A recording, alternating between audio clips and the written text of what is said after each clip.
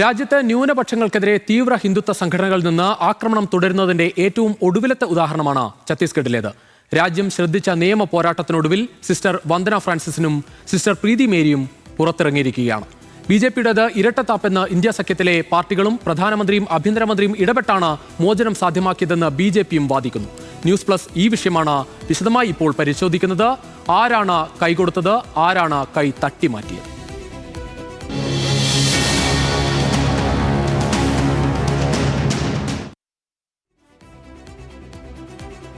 ന്യൂനപക്ഷ മോർച്ച സംസ്ഥാന അധ്യക്ഷൻ സുമിത് ജോർജാണ് ഇന്ന് നമ്മോടൊപ്പം അതിഥിയായി ചേരുന്നത്. സുമിത്, രാജ്യമാകെ ശ്രദ്ധിച്ച ഒരു കേസിൽ 2 കന്യാസ്ത്രീകൾക്ക് അർഹിച്ച നീതി അത് കിട്ടാൻ ഈ 9 ദിവസം കാത്തിരിക്കേണ്ടി വന്നു.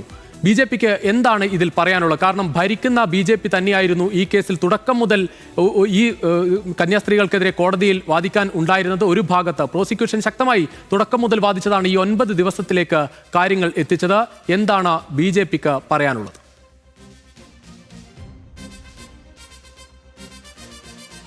ആദ്യമായി ഈ വിഷയത്തിൽ ഇത് ഇപ്പോൾ കേരളത്തിൽ ഇത് BJP ക്രിയേറ്റ് ചെയ്ത ഒരു സംഭവമാണ് എന്നുള്ള തരത്തിൽ ഒരു വലിയ പ്രൊപ്പഗൻഡ ഉണ്ടാക്കുകയും അത് ഈ രാജ്യം മുഴുവൻ വ്യാപിപ്പിക്കുകയും ചെയ്യുന്നതിൽ ഇടതുപക്ഷവും അതുപോലെ തന്നെ കോൺഗ്രസും വളരെ ശക്തമായ രീതിയിലുള്ള പ്രചാരണ പരിപാടികൾ സംഘടിപ്പിക്കുകയും അതിൻ്റെ ഭാഗമായി അവർ ഛത്തീസ്ഗഡിൽ പോയി നടത്തിയ പ്രകടനങ്ങളൊക്കെ നമ്മൾ കണ്ടു. ഇവിടെ ഇപ്പോൾ നിങ്ങൾ സൂചിപ്പിച്ചു, ഏകദേശം 9 ദിവസമായി അവർ ജാമ്യത്തിൽ ഇറങ്ങുവാനാണ്. ഞങ്ങൾക്ക് തീർച്ചയായും ഭാരതീയ ജനതാ പാർട്ടി ഈ വിഷയം എന്നാണ് ഉണ്ടായത് അന്നു മുതൽ ഈ വിഷയത്തിൽ കൃത്യമായ ഇടപെടലുകൾ നടത്തിയ ഒരേ ഒരു രാഷ്ട്രീയ പ്രസ്ഥാനം എന്ന് പറയുന്നത് BJP-യാണ്. കാരണം നിങ്ങൾക്കറിയാം, ഈ വിഷയം CBCയെയും അല്ലെങ്കിൽ അതുപോലെ തന്നെ ഛത്തീസ്ഗഡിൽ ഭരിക്കുന്നത് BJP-യാണ് എന്ന് മറക്കരുത്. ഈ വിഷയം ഞങ്ങളുടെ സംസ്ഥാന അല്ല, പക്ഷേ ഈ നിയമം ഉണ്ടാക്കി വെച്ചത് കോൺഗ്രസ് ആണ്. അല്ല എനിക്ക് മനസ്സിലായി. 68-ൽ ഈ മതനിരോധന നിയമം അവിടെ സൃഷ്ടിച്ചു വെച്ചതല്ല, ഉണ്ടാക്കിയത് കോൺഗ്രസ് ആണ് എന്ന് നിങ്ങളും മറക്കരുത്. രണ്ടാമത് ഒരു വിഷയം എനിക്ക് പറയാനുള്ളത്, ഇതിന് തൊട്ട് മുമ്പ് അവിടെ ഭരിച്ചിരുന്നത് ഭൂപേഷ് ബാഗലിൻ്റെ ഗവൺമെൻറ്റാണ്. ഈ കഴിഞ്ഞ 5 വർഷക്കാലം അന്ന് എത്രയോ ഇത്തരത്തിലുള്ള കേസുകളുണ്ടായി. നമുക്കറിയാം 2021-ൽ അവിടെ ഏകദേശം 5 വൈദികരെയാണ് ഇത്തരത്തിൽ മതനിരോധന നിയമം ചാർത്തിക്കൊണ്ട് അവരെ ജയിലിലടച്ചത്. അവർക്ക് ഇന്ന് 9 ദിവസമായി എന്ന് നിങ്ങൾ ഇവിടുത്തെ പ്രതിപക്ഷം വിലപിക്കുമ്പോൾ ഞങ്ങൾ ഛത്തീസ്ഗഡിൽ ഇപ്പോഴുള്ള മുഖ്യമന്ത്രി എടുത്ത നിലപാട് തെറ്റാണ്. അത് തുറന്നു പറഞ്ഞിട്ടുണ്ടോ? അത് BJP തുറന്നു പറയുന്നില്ല.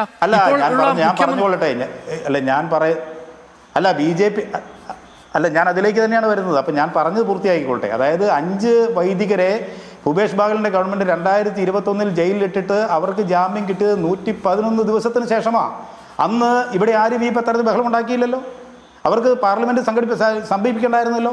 രാജ്യം മുഴുവൻ പ്രൊപ്പഗൻഡ ഉണ്ടാക്കേണ്ടായിരുന്നുവല്ലോ. അന്ന് ഇവിടെ ആരും ഇത് അറിഞ്ഞില്ലേ? ഇപ്പോൾ ഞങ്ങൾ പറയുന്നു ഈ വിഷയം ഉണ്ടായപ്പോൾ ഇതിനെ സംബന്ധിച്ച് നമുക്കറിയാം, ഇത് കോടതിയിലേക്ക് വന്ന കേസാണ്. കോടതിയിൽ വന്നു കഴിഞ്ഞാൽ സ്വാഭാവികമായും കോടതി വഴിയെ നമുക്ക് അതിൻ്റെ മുന്നോട്ടുള്ള കാര്യങ്ങൾ നീക്കുവാൻ സാധിക്കത്തുള്ളൂ. ഇപ്പോൾ കോടതിയിൽ വന്നതിന് ശേഷമാണെങ്കിൽ പോലും ഈ വിഷയത്തിൽ ഗവൺമെൻറ് ഇത്തരത്തിൽ ഒരു അനുകൂലമായ നീക്കങ്ങൾ നമുക്കറിയാം, അത് അമിത്ഷായുടെ ഭാഗത്തു നിന്നായാലും അതുപോലെ തന്നെ ഈ മുഖ്യമന്ത്രിയുടെ ഭാഗത്തു നിന്നായാലും എടുക്കാൻ പറ്റുന്ന, അതായത് അവർക്ക് അവരുടെ അധികാരപരിധിയിൽ നിന്നുകൊണ്ട് ചെയ്യാൻ പറ്റുന്ന നീതിയുക്തമായ കാര്യങ്ങൾ കൃത്യമായി ചെയ്തതുകൊണ്ടാണ് ഈ 9 ദിവസം കഴിഞ്ഞപ്പോൾ ജാമ്യം കിട്ടിയതെന്ന് ഉറച്ച് ഞങ്ങൾ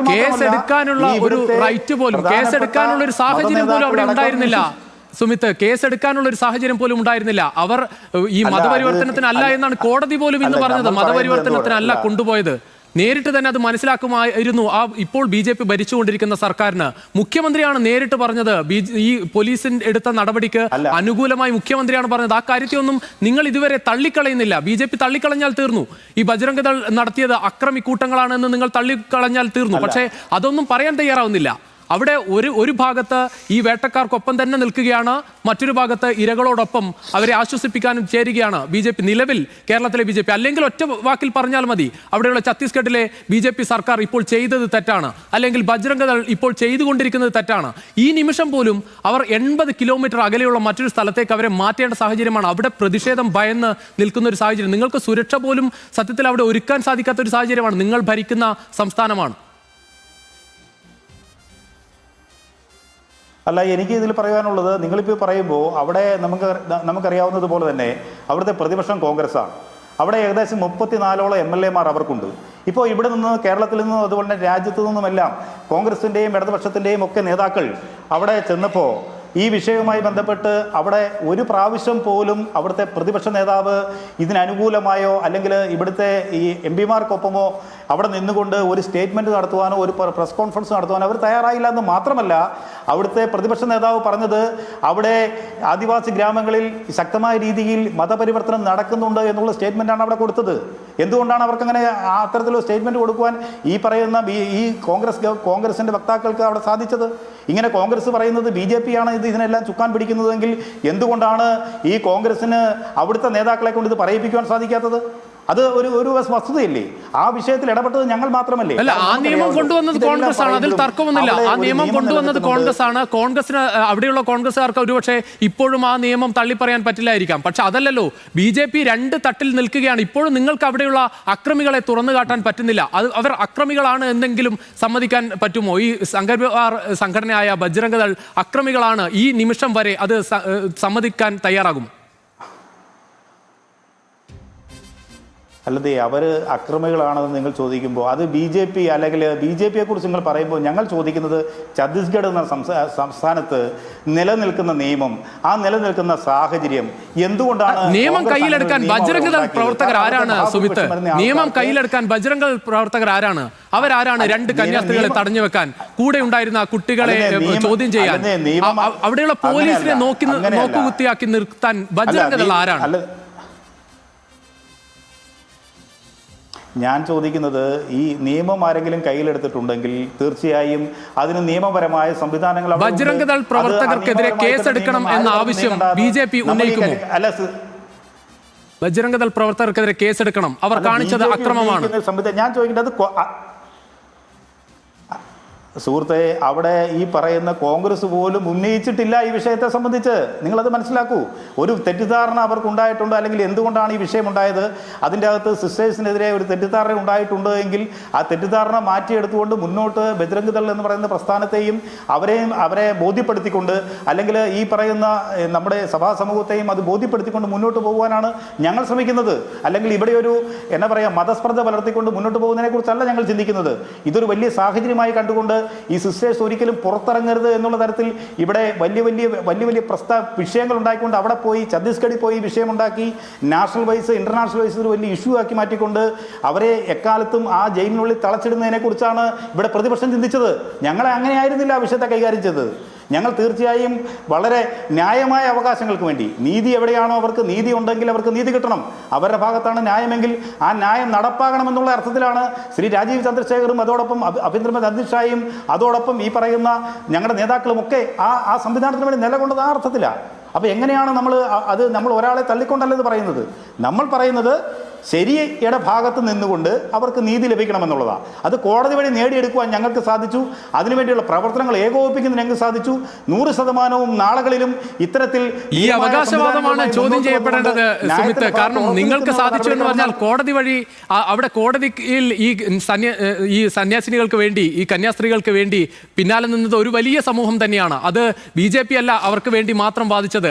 ഏറ്റവും ഒടുവിൽ BJP അവിടെ കളം പിടിക്കാൻ വേണ്ടി മുന്നിൽ വന്നു എന്നതല്ലാതെ, അങ്ങനെയെങ്കിൽ നിങ്ങൾ പറയണം, ഈ അക്രമികൾക്കെതിരെ നിങ്ങൾ നിലപാട് പ്രഖ്യാപിച്ചുകൊണ്ട് പറയണം. പക്ഷെ നിങ്ങൾ ഇപ്പോഴും ആ അക്രമികളെ സംരക്ഷിക്കുകയാണ്, അവിടെ ഏതോ ഒരു സാധാരണ ഒരു സംഭവം നടന്നതുപോലെ തന്നെ ന്യായീകരിക്കുകയാണ്.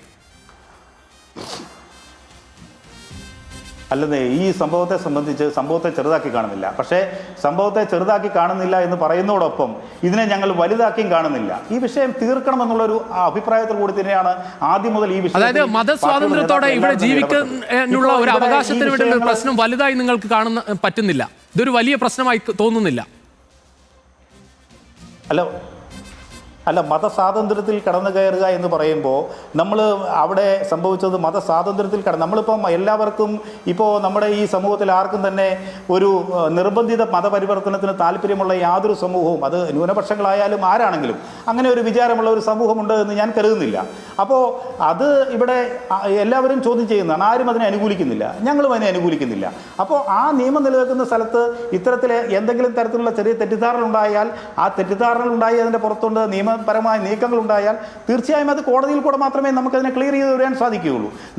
നമുക്കറിയാമല്ലോ, എല്ലാ പ്രദേശങ്ങളിലും ഇത്തരത്തിൽ പല മേഖലകളിലും ഇപ്പം നമുക്ക് കോൺഗ്രസ് ഇപ്പം ഇവിടെ തന്നെയല്ലല്ലോ നിയമം കൊണ്ടുവന്നത്.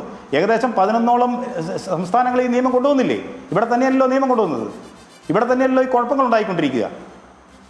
അതോടൊപ്പം സുമിത്ത്, എന്തായാലും ഇത്രയും വലിയ സംഭവങ്ങളുണ്ടായി, ഇത് അവസാനിച്ചിട്ടുമില്ല. കാരണം നമുക്കറിയാം ഈ പ്രശ്നം ഇനിയും തുടരുകയാണ്. കാരണം ഒരു ജാമ്യം കിട്ടി, ഒരു ഉപാധികളോടെ ജാമ്യം കിട്ടി പുറത്തു വന്നു എന്നത് മാത്രമേ ഉള്ളൂ. ഇപ്പോഴും സുരക്ഷ ഉറപ്പാക്കാൻ ഇപ്പോഴും നിങ്ങളുടെ സർക്കാരിന് സാധിച്ചിട്ടില്ല. ഇപ്പോഴും അതാണ് ഞാൻ അല്പസമയം മുമ്പ് പറഞ്ഞത്, 80 കിലോമീറ്റർ അകലെയുള്ള മറ്റൊരു സ്ഥലത്തേക്ക് മാറ്റേണ്ട സാഹചര്യം. ഈ സുരക്ഷയെങ്കിലും ഒരുക്കുമോ? ഇനിയുള്ള നടപടികളിൽ അതെങ്കിലും മുഖ്യമന്ത്രി ആണ് അവിടെ, ഛത്തീസ്ഗഡിന്റെ മുഖ്യമന്ത്രിയാണ്, വിഷ്ണുദേവാണ് ആദ്യം ഈ വിഷയത്തിൽ മനുഷ്യക്കടത്തുണ്ട് എന്ന തരത്തിൽ പോലീസിനെ ന്യായീകരിച്ചുകൊണ്ട് സംസാരിച്ചത്. BJP ഒരു ദേശീയ പാർട്ടിയാണ്. BJP ആ അർത്ഥത്തിൽ ഇത് ഛത്തീസ്ഗഡ് മുഖ്യമന്ത്രിയുടെ നിലപാട് തെറ്റായിരുന്നു എന്ന് പറയാൻ തയ്യാറാകുമോ?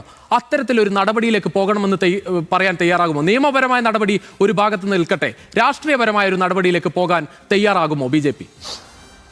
കാരണം കേരള BJP ഇപ്പോൾ ഈ കന്യാസ്ത്രീകളുടെ ഒപ്പമാണ് എന്നാണല്ലോ നിങ്ങൾ പറയുന്നത്.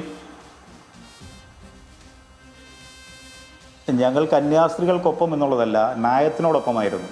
ആ ന്യായത്തിനൊപ്പമായിരുന്നു. ഇവിടെ സംഭവിച്ചത് ഒരു പിശകാണ് എന്ന് മനസ്സിലാക്കിക്കൊണ്ട് അവരുടെ ഭാഗത്ത് ചെറിയൊരു ടെക്നിക്കൽ എറർ ഉണ്ടായി എന്നുള്ളത് സത്യമാണ്. ആ ടെക്നിക്കൽ എറർ ഉണ്ടായതുകൊണ്ട് മാത്രമാണ് ഇങ്ങനെയൊരു കേസ് രജിസ്റ്റർ ചെയ്ത് പോകുവാനുണ്ടായ സാഹചര്യം.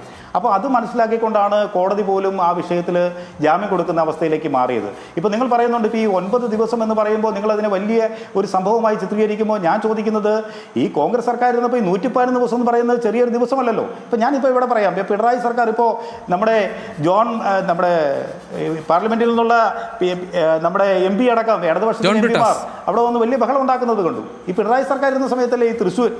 ഹലോ, കേൾക്കാമോ? തീർച്ചയായും കേൾക്കാം. ഹലോ, തുടരാം.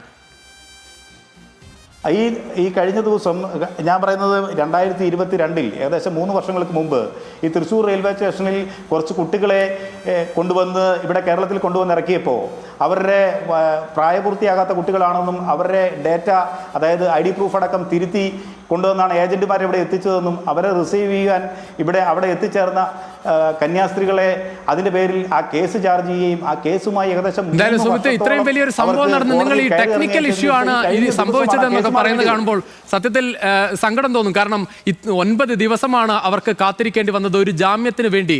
തുടക്കത്തിൽ സെഷൻസ് കോടതിയിലൊക്കെ വരുമ്പോൾ ആ സർക്കാർ തന്നെ, ആ മേഖലയാകെ തന്നെ, സർക്കാരിന്റെ സംവിധാനങ്ങളെല്ലാം തന്നെ ഈ കന്യാസ്ത്രീകൾക്കെതിരായിരുന്നു. ഇവിടെ നിന്ന് MPമാർ, അത് പ്രതിപക്ഷത്തിന്റെ MPമാരാകട്ടെ, എല്ലാവരും തന്നെ അവിടെ പോയി. നിങ്ങളുടെ പാർട്ടിക്കാരും ഉണ്ടായിരുന്നു ആ സമയത്ത് ഇടപെടാൻ. എല്ലാവരും പോയതിനു ശേഷമാണ് അവിടെയുള്ള സംവിധാനത്തെ ഒന്ന് ഉണർത്താൻ പോലും പറ്റിയത്. അതിലൊരു നടപടി എങ്കിലും വേണം എന്ന് പറയുമ്പോൾ ഇതൊരു സാധാരണ ടെക്നിക്കൽ ഇഷ്യൂ എന്ന് പറയുന്നത് എന്തായാലും ദൗർഭാഗ്യകരമാണ്. ഇനിയുള്ള നടപടി എങ്കിലും ഇടപെട്ട് ആ വിഷയങ്ങൾ പൂർണ്ണമായും ആ കേസ് മാറ്റി തീർക്കുന്നതിൻ്റെ കാര്യത്തിൽ ഇടപെടണം എന്ന് മാത്രമേ ഈ നിമിഷം പറയാനുള്ളൂ. സുമിത് ജോർജ്, എന്തായാലും ഈ ചർച്ചയിൽ പങ്കെടുത്തതിന് വളരെയധികം നന്ദി. എന്തായാലും കേസിൽ ഇരയാക്കപ്പെടുകയായിരുന്നു 2 സിസ്റ്റർമാരെന്ന് BJPക്ക് ഇപ്പോഴും അറിയാം. എന്നാൽ ഇരപിടിയന്മാർ ആരെന്ന് പറയാൻ തയ്യാറായിട്ടില്ല. വേട്ടയാടിയവർക്കെതിരെ കൈയുയർത്തിയിട്ടില്ല. കള്ളക്കേസിനെ നിയമത്തിന്റെ വഴിക്കെന്ന് പറഞ്ഞ് ന്യായീകരിക്കുന്ന ഛത്തീസ്ഗഡ് മുഖ്യമന്ത്രിക്കെതിരെയും ഒരു വാക്ക് മിണ്ടില്ല. മർദ്ദനവും ഭീഷണിയുമെല്ലാം ദൃശ്യങ്ങൾ സഹിതം മുന്നിലുണ്ടെങ്കിലും ബജ്രംഗ് ദൾ അക്രമിക്കൂട്ടങ്ങൾക്കെതിരെ കേസെടുക്കാനും ഇതുവരെ കൈപൊന്തിയിട്ടില്ല.